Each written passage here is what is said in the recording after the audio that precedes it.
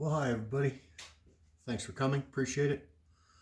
In this next little bit on how to build your engine, I wanted to take a minute and talk to you about crankshafts, about measurements, precision measurements to be exact.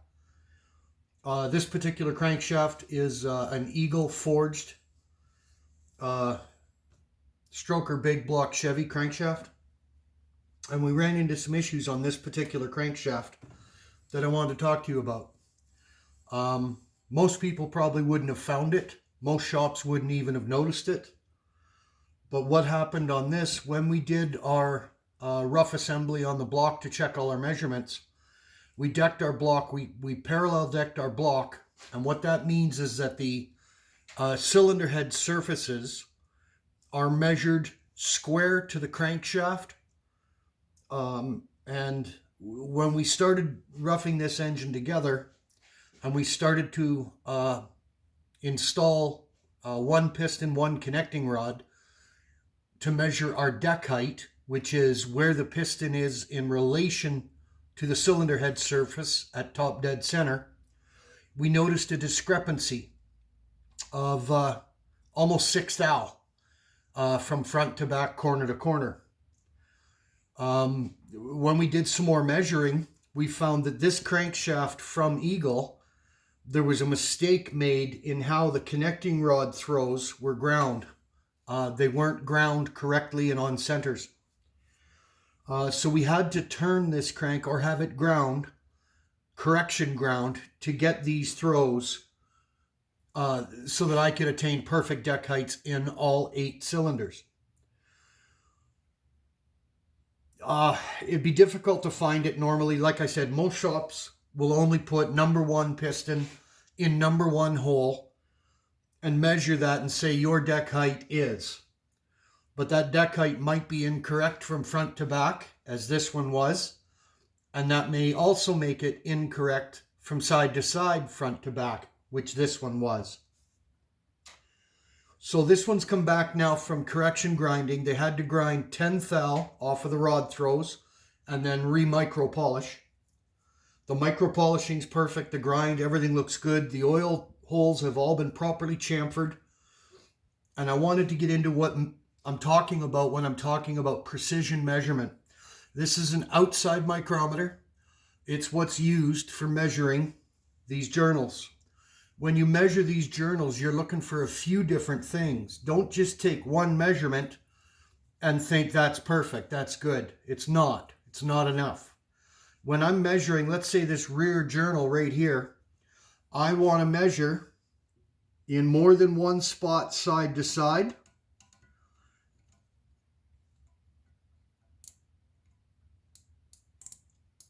Like that. Document my reading. Measure another spot, preferably as far away from the first spot as you can. And document, because what you're looking for there is taper. If there's any taper in that grind, that's a problem. Also, you need to measure in more than one orientation.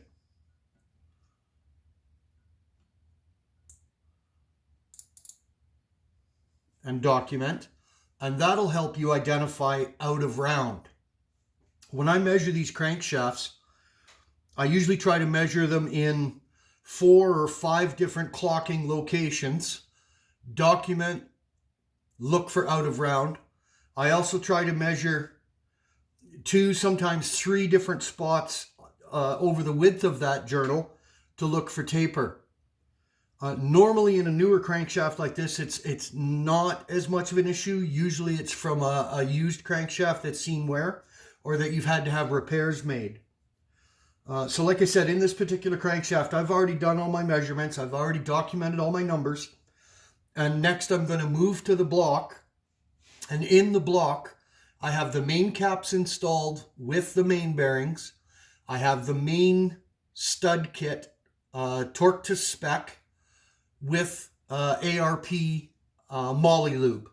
And the reason for that is this block has been converted to a main stud kit.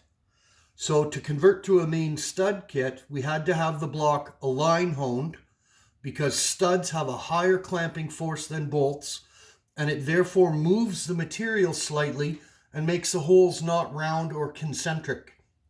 So we torque the studs to spec. We do an align hone. That gets us back to perfect.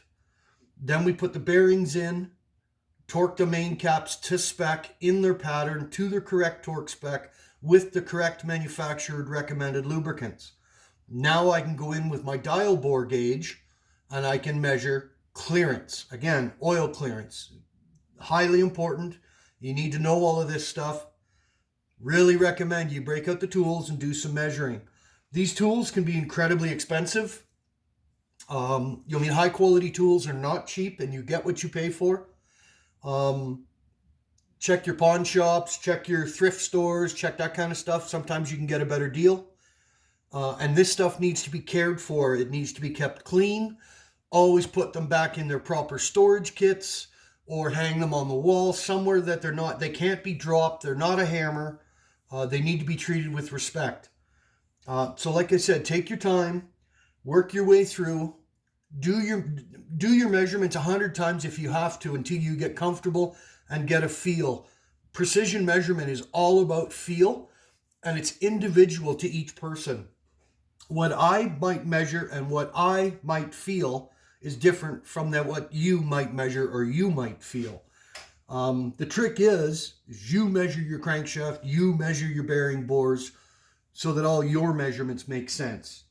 Again, take your time, pen and paper, lots of documentation, know what's going on, know what you're dealing with.